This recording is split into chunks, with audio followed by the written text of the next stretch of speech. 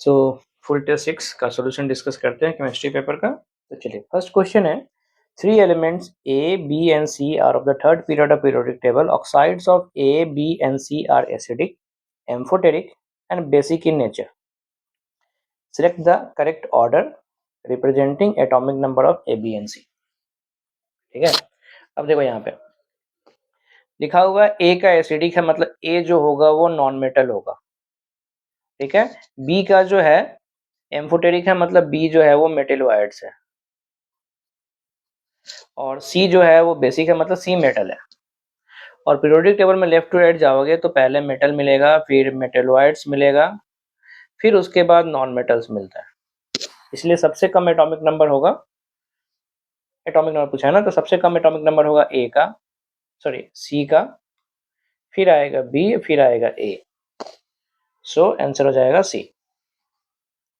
47 if 1 grain is equal to 66.3 milligram then how many moles of aspirin are there? Molar mass दिया हुआ है इन 8 grain. तो 8 grain का हमसे पूछा है, नाउ मनी मोल्स पूछा है। ठीक है, तो एक ग्रेन है 66, तो 8 हो जाएगा, 8 into 66.3 into 10 to the power -3, इतना ग्राम में आ गया, डिवाइडेड बाई 169। ठीक है, और अगर आप ये कैलकुलेशन करते हो तो 8 ऑलमोस्ट ये 821 टाइम्स गया, और ये कुछ जाएगा 3 पॉइंट समथिंग टाइम, 3.1 के आसपास। आंसर क्या बनता है? बी। 47 का आंसर क्या हो जाएगा? B. 48 which among the following molecules has non-zero net dipole? non-zero मतलब म्यू नॉट इक्वल टू 0 आना चाहिए। अब देखो यहाँ पे सब में लिखा हुआ है, पैरा पोजीशन सब में लिखा हुआ है, तो जब भी बेंजीन में यहाँ पे एक ग्रुप लिखा हुआ है G और यहाँ भी G, तो म्यू जनरली 0 ही होता है, एक्सेप्ट कि G जो है वो OH ना हो, OR ना हो, SH ना हो और SR ना हो। तो यहाँ देखो, यहाँ NO2 है, 0 होगा, इसने नॉन जीरो पूछा तो ये आंसर नहीं है।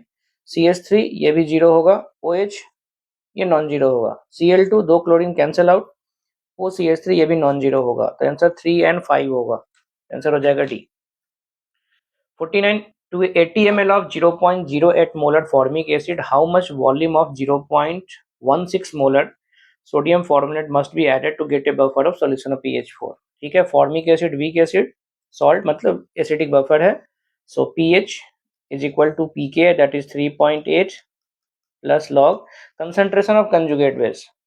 ठीक है, तो अब उसका जो कंसंट्रेशन ऑफ कंजुगेट बेस जो मान लेते हैं उसका वॉल्यूम V है, तो 0.16 into V divided by 80 plus B, because volume अब क्या हो जाएगा 80 प्लस बी होगा, पहले 80 था उसमें V ml इसका मिला दिया है, और नीचे में आएगा वीक एसिड, तो पहले था वो 0.08 into 80 divided by 80 plus B. ऐसे क्वेश्चंस में वॉल्यूम कितना भी ऐड करो वो फर्क नहीं पड़ता है, बिकॉज वॉल्यूम तो वॉल्यूम कैंसिल आउट ही होना है। ठीक है, तो ये हो गया 0.2 equal to 0.2 is equal to log, ऊपर में है 0.16 v divided by 0.08 into 80।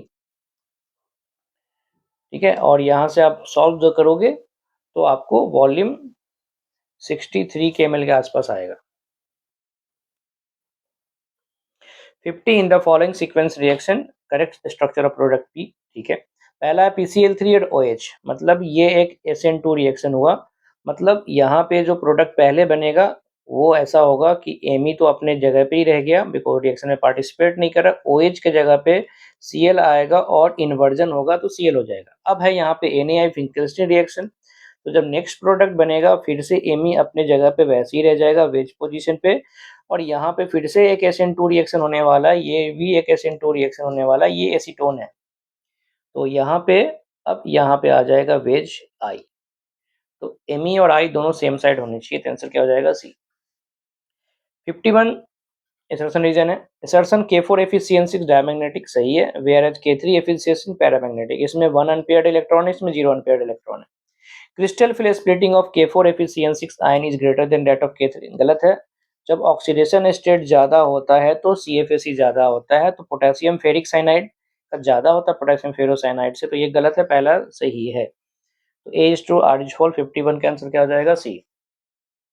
52 molecules of benzoic acid dimerizes in benzene. X gram of benzoic acid dissolved in 60 gram of benzene shows depression in freezing point by 3.5 Kelvin.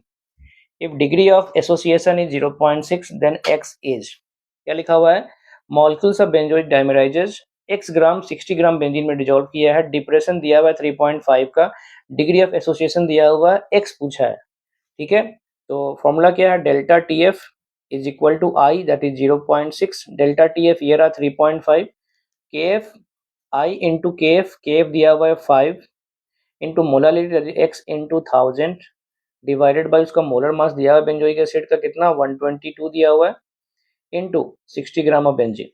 यहाँ से आप solve कर लो, आपको x निकल के आ जाएगा. ठीक है, और एक्स जो आता है यहाँ पे आता है,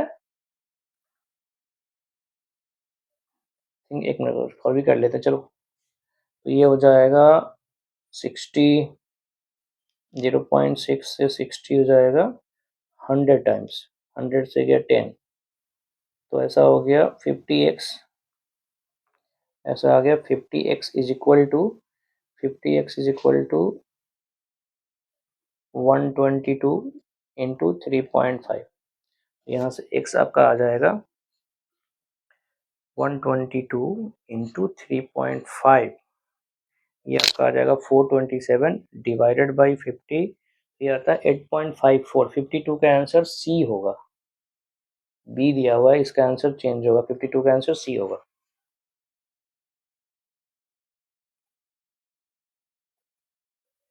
53 इंथैल्पी ऑफ फॉर्मेशन, इसको मार्क कर लेता हूँ. 52 का आंसर चेंज हुआ है, 52 का आंसर सी होगा.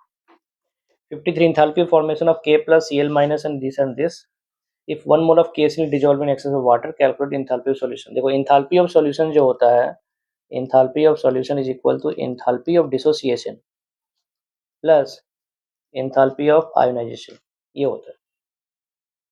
ठीक है, so enthalpy of solution equal to enthalpy dissociation plus enthalpy of ionization. अब यहाँ पे अगर हम देखें तो जो dissociation है वो कितना दिया हुआ है? KCl को तोड़ने का माइनस, मतलब ये तोड़ेंगे तो पॉजिटिव हो जाएगा 123, और एक्वस बनने में रिलीज कितना होता है? 70 प्लस 30 माइनस 100, मतलब आपको मिलेगा प्लस 23. ये माइनस लिखा हुआ है, लेकिन जब तोड़ेंगे तो प्रोसेस एंडोथर्मिक होगा, तो माइनस को प्लस में यूज करना पड़ेगा. तो आंसर क्या हो जाएगा? 53 का आंसर ए हो जाएगा. 54 based on the compounds of group 15 elements which of the following is wrong. N2O5 is less basic than BiO3. सही बात है, down the group metallic nature बढ़ता है तो बेसिक नेचर भी बढ़ेगा. Boiling point of PH3 lesser than NH3, ये भी सही बात है, due to hydrogen bonding NH3 ज्यादा होता है PH3 का. PP single bond is weaker than NN single bond, ये गलत है. Nitrogen nitrogen bond due to lone pair repulsion ज्यादा वीक होता है. ठीक है, वीक होता है, तो ये गलत है. PiF3 is more ionic character than NF3, ये भी सही बात है, ये ज्यादा मेटालिक है. तो पूछा था रॉन्ग, तो आंसर क्या हो जाएगा? सी. 55 विच of the following is paramagnetic. अब देखो इसमें ऑक्सीडेशन स्टेट और स्ट्रॉन्ग फील्ड वीक फील्ड की बेसिस पे देख लो. ठीक है, इसका आंसर जो है बी और सी आएगा. Which of the following is correct represent first order reaction. T half और R naught, T half constant है, सही है. रिएक्टेंट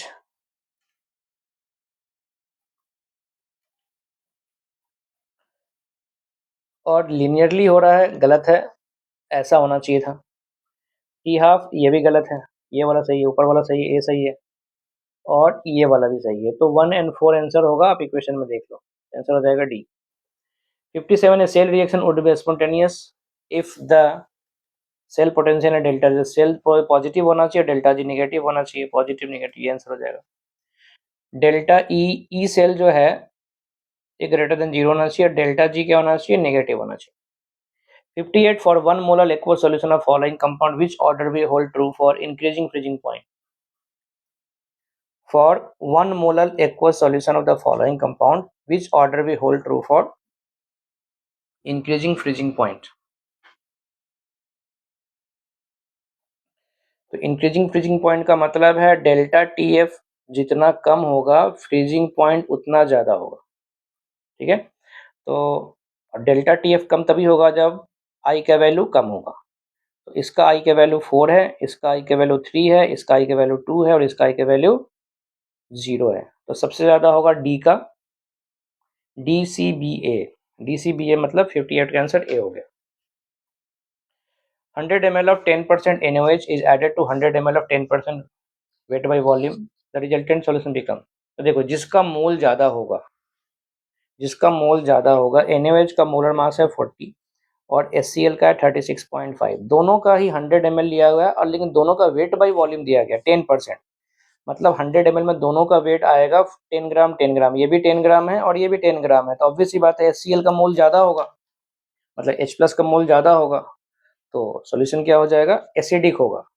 बिकॉज 10 ग्राम में NaOH, number of mole of NaOH जो है वो लेस देन होगा number of mole of HCl का। 60 BH3 hydrogen oxidation lower degree, तो यहाँ पे OH लगा लो, इस पोजीशन पे लोअर डिग्री है ये। बट ध्यान रखना ये जो OH है और यहाँ पे जो H आएगा वो सेम साइड आना चाहिए। तो 60 का आंसर क्या हो जाएगा, ए। 61 H2 एक्सेस में ये बना और KMnO4 डालने में ये बना, तो पूछा है कौन होगा। ठीक है, तो अगर मैं इसको करूँ तो ये बन जाएगा, लेकिन अगर मैं KMnO डालूंगा तो यहाँ से भी टूटेगा, यहाँ से भी टूटेगा, ये पॉसिबल नहीं है।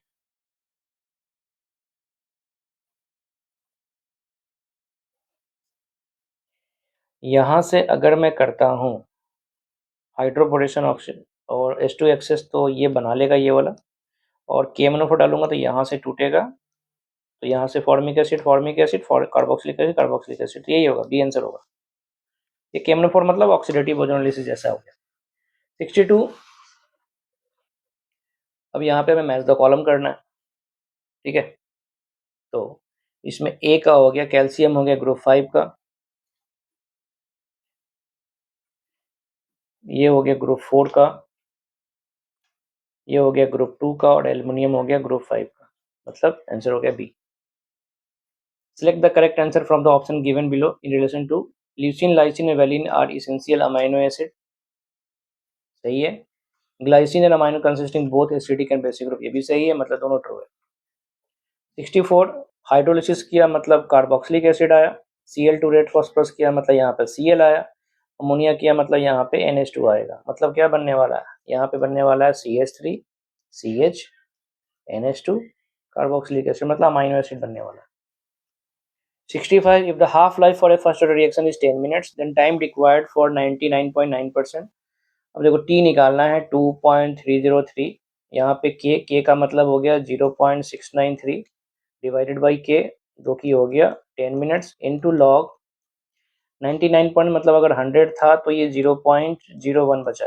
अब इसको आप सॉल्व कर लो, यहाँ से आपको T निकल के आ जाएगा जो कि 133 मिनट्स आता है।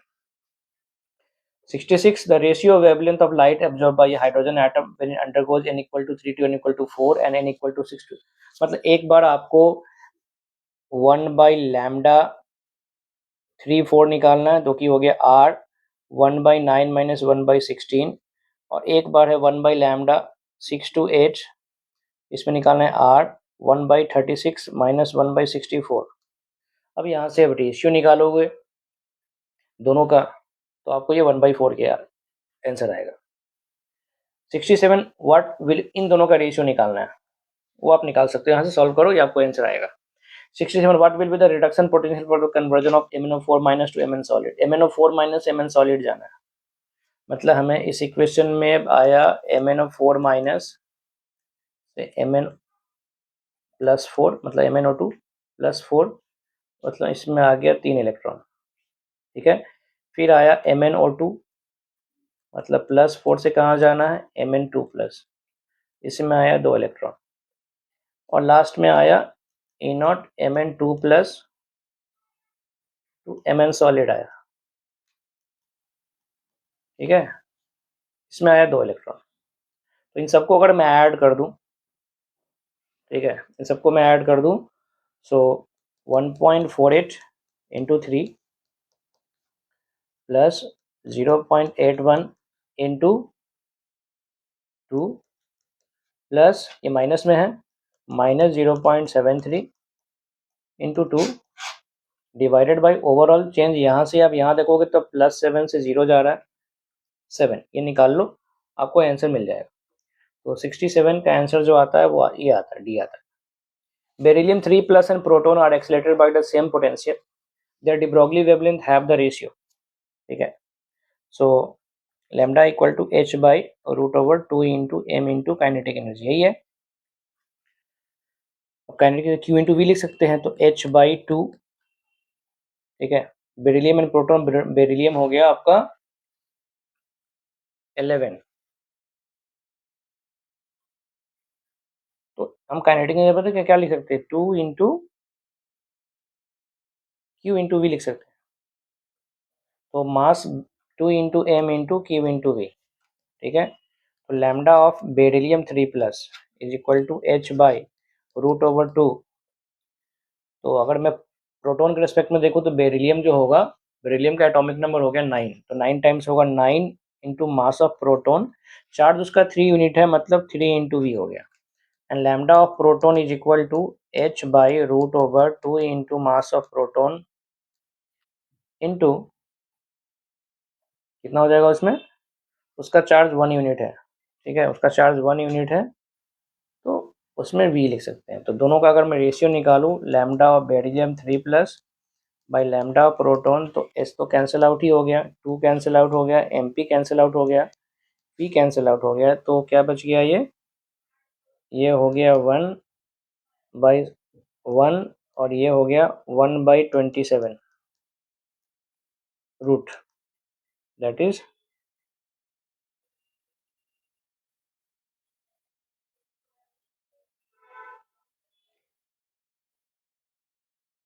उल्टा निकाल दिया गया, ये हो गया, अच्छा मैंने उल्टा लिख दिया, ये आएगा, सॉरी भाई 3√3 दिखाई दे रहा है, तो 1/3√3 आंसर आएगा, डी आएगा। 69 SF4, ये हो गया 4 + 1 मतलब sp3d, NO2 + sp, NH4 + sp3 and IF5 5 + 1 sp3d2। तो देखो A का 2, B का 4, यही बनता है, तो 69 का आंसर क्या हो जाएगा, B। 70 which of the following is an optically active compound, 1 butanol नहीं है, 1 प्रोपेनॉल नहीं है, 2 ब्रोमोब्यूटेन होगा, देखो इसमें क्या मिलेगा, कायरल कार्बन मिलेगा, एंड 4 हाइड्रोक्सीहेप्टेन भी नहीं होगा, तो आंसर सी हो जाएगा, 70 का आंसर सी होगा। If an ideal gas expands isothermally from 1.5 litre to 3 litre against a constant pressure of this, then change in entropy, देखो आइसोथर्मल है मतलब डेल्टा यू 0 है, that is Q is equal to -w, और entropy यहाँ से हम क्या निकाल सकते हैं, -p डेल्टा वी निकालेंगे, ठीक है, और उसको 101.3 से मल्टीप्लाई करेंगे तो हमें वो जूल में मिल जाएगा, और डेल्टा एस जो होता है वो क्या होता है, Q डिवाइडेड बाई टी। यहाँ से आप वर्क डन का फॉर्मूला में वैल्यू पुट करो, P दिया हुआ है 4.5, डेल्टा V हो गया 1.5, ठीक है, और यहाँ पे आप पुट करो तो आपको डेल्टा एस का वैल्यू मिल जाएगा, और ये -2.28 आता है। इस प्रोडक्ट देखो अल्कोहल है और अल्डिहाइड है, तो क्या बनेगा, यहाँ से इस पर अटैक होगा तो साइक्लिक बनेगा, और एक ही अल्कोहल है मतलब हेमी फॉर्म है, तो साइक्लिक हेमी एस्टर बनेगा। 74, ये क्या हो गया, एल्डोल कंडेंसेशन हीट दिया हुआ है, तो एल्डोल कंडेंसेशन में क्या बनेगा, अल्फा बीटा अनसैचुरेटेड, ये रहा अल्फा, ये रहा बीटा, यही बनेगा। The major product form in the following reaction sequence, अब देखो ये हो गया एसाइलेशन ऑफ एनिलीन, अब ये होगा तो पहला प्रोडक्ट बन गया कुछ ऐसा बनेगा NH2 में, उसके बाद ब्रोमीन, ब्रोमीन जो होगा वो आ जाएगा इसका, मैं यहीं पे बना देता हूँ, ये हो गया NHCOCH3, बाद में ब्रोमिनेशन करेंगे तो पैरा पे ब्रोमीन आएगा, और लास्ट में हाइड्रोलिसिस है तो ये रीस्टोर हो जाएगा, तो आंसर 75 का ए ही हो जाएगा। एक मिनट, अच्छा नहीं 75 में तो ये नहीं होगा, 75 का आंसर बी होगा, सॉरी।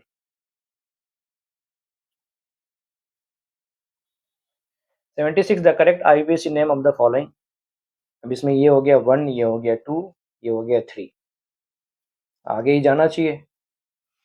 इसमें सब्सटेंस कौन हो गया, हाइड्रोक्सी 2 पे, मिथाइल 4 पे, और इथाइनाइल 3 पे, देखो कहाँ कहाँ पे है, ये M हो गया, ये E हो गया, ये H हो गया, पहले 3 देखो, 3 इथाइनाइल 2 हाइड्रोक्सी 4 मिथाइल X3 इन 5 आइन ओइक एसिड। यही आंसर होगा। 76 का आंसर सी होगा। 77 lowering of vapour pressure, lowering of vapour pressure, elevation in boiling point, depression in freezing point of a solvent for the same molar concentration of each of three। तो boiling point ज़्यादा होगा जब आई ज़्यादा होगा, तो इसका आई factor 1 है, इसका 2 है और इसका 3 है, तो C greater than B greater than है, सही है। Delta T F, depression in freezing point पूछा, फ्रीजिंग पॉइंट नहीं पूछा है, ये भी सही होगा। उसके बाद है lowering of vapour pressure delta T P, delta P, तो ये भी ज़्यादा होगा अगर आपका आई ज़्यादा है तो। आंसर क्या हो जाएगा? डी हो जाएगा। 78 interstitial compounds are formed when small atoms are trapped inside the crystal lattice of metals. Which of the following is not a characteristics of interstitial compound? Not है मतलब प्रॉपर्टी नहीं है, मतलब गलत है इसमें। They have high melting point in comparison to pure metal, सही बात है। दे आर हार्ड, ये भी सही है। दे रिटेन मेटालिक कंडक्टिविटी, ये भी सही बात है। They are chemically very reactive, नहीं।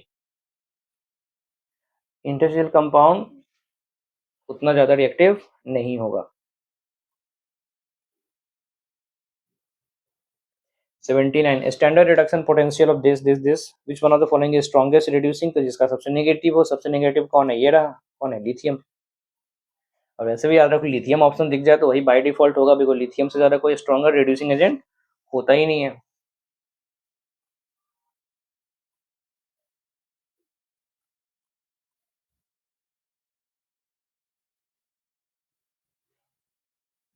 एटी क्वेश्चन नंबर है, among the following choose the answer with equal number of atoms.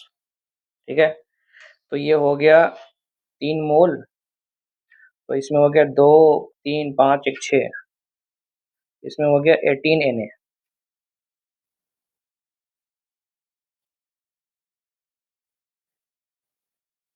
ठीक है, नेक्स्ट जो है अपने पास वो कौन है? 372 का मतलब हो गया, ये हो गया आपका 6 मोल, तो 6 इंटू 18, ये भी हो गया 18 Na। ये हो गया 12 इंटू 3, 36 Na। ये हो गया 2 और ये हो गया 9, 9 इंटू 18 Na। और ये हो गया 44 इंटू 74, फोर्थ ईयर, ये हो जाएगा 12 Na। तो आंसर क्या हो जाएगा? A B D.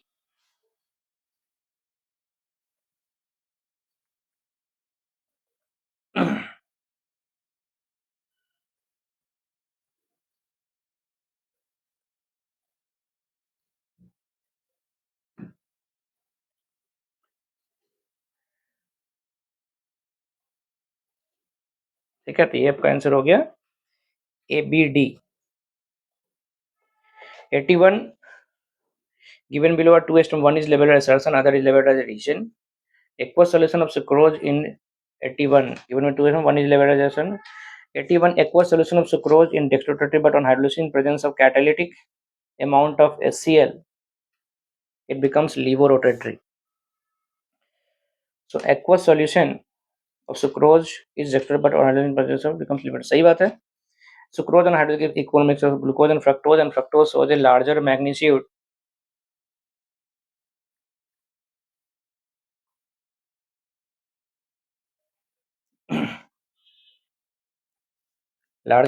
of optical rotation than glucose। Sucrose and hydrolysis gives equal mixture of glucose and fructose shows a larger magnitude of optical rotation than glucose। सही बात है, तो करेक्ट आंसर हो जाएगा A. 82 value of K equilibrium always increase with increasing temperature, नहीं, ये केवल endothermic के लिए है। For exothermic reaction value of K increase with decreasing in temperature, सही बात है। For endothermic reaction value of K equilibrium increase with decreasing temperature, गलत बात है। None of this. तो आंसर क्या हो जाएगा? 82 का आंसर बी हो जाएगा। 83 rank the following compounds in order of increasing basic strength, weakest to strongest जाना है, वीकेस्ट टू स्ट्रॉन्गेस्ट। तो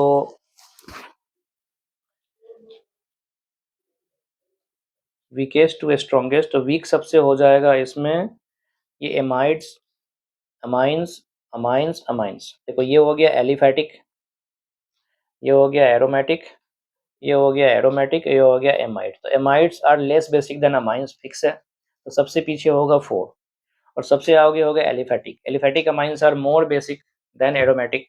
तो सबसे आगे 2 और सबसे पीछे 4। तो आंसर क्या बनेगा? अच्छा, यहाँ भी 2 है, यहाँ भी 2, यहाँ भी 4 है, यहाँ भी 4 है, ठीक है। तो इसमें क्या लगेगा? -r, तो ये पीछे हो जाएगा 1 से। तो आंसर बनेगा 2134, 2134। तो आंसर बनेगा 83 का answer B.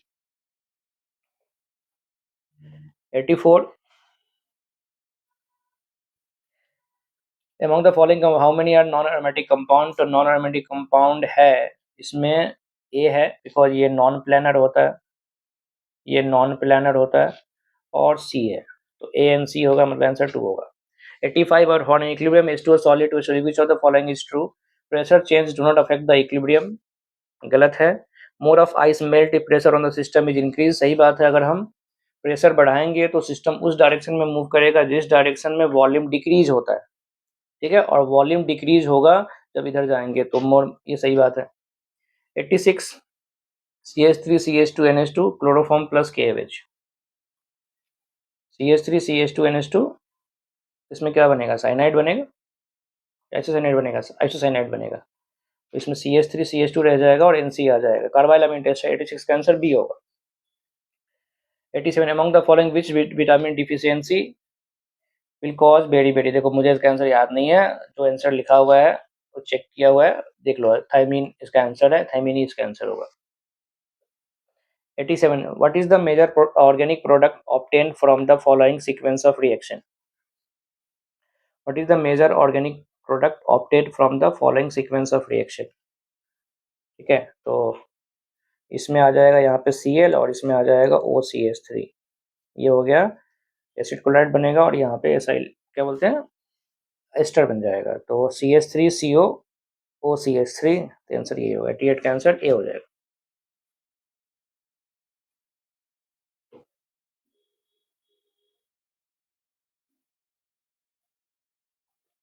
Select the correct order of reactivity for following bromoalkane towards SN1 reaction. Select the correct order of reactivity for following bromoalkanes towards SN1 reaction.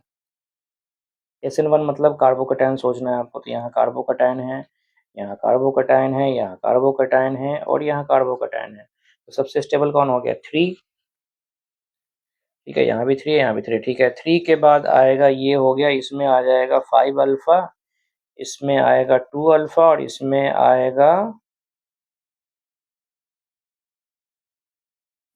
एक मिनट, यहाँ पे नहीं, इसमें यहाँ होगा, इसमें आएगा 1 अल्फा। सबसे आ जाएगा 3, 3 के बाद आएगा 4, 3 4 2 1। आंसर क्या हो जाएगा? 89 का आंसर ए हो गया।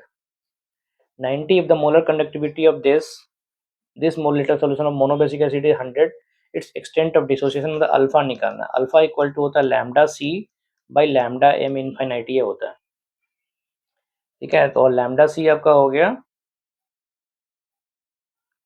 lambda c if the molar conductivity of a 0.06 molar solution of a monobasic acid is its extent of dissociation। तो लैम्डा सी आपका हो जाएगा, यहाँ से निकल जाएगा, नहीं तो इन्फिनाइट निकलेगा। लैम्डा सी दिया हुआ है 100 और इन्फिनाइट में इन दोनों को ऐड कर दो, कटायन और एनायन को। तो 349 प्लस 60, तो ये हो जाएगा 500, 509.6। तो अराउंड ये 1/5 जैसा दिखाई दे रहा है, 0.2 के आसपास आएगा और 0.2 से थोड़ा सा कम आना चाहिए। देखो 0.2 के आसपास कौन सा आंसर है? 0.244 भी है, 60.40 और 60, ज्यादा क्लोज कौन है? यही है, तो इसी को चूज करना पड़ेगा।